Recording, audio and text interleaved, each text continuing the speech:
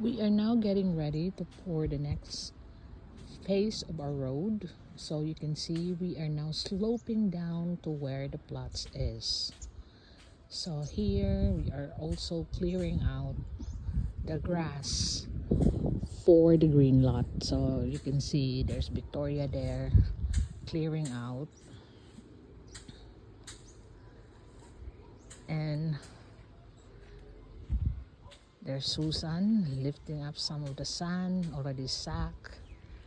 And like I said, we're gonna break this wall because it's not lined like we planned. So we have to straighten that up.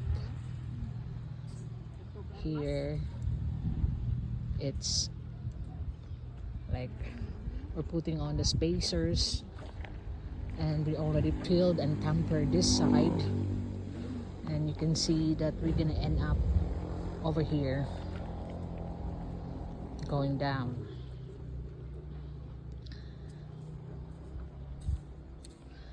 So it's slowly there, but we will soon get it done. So we're preparing all the sand and gravel. The cement has been delivered, the rebar has been delivered, so that's why we are now putting it in. Jasmine is doing all the spacers there.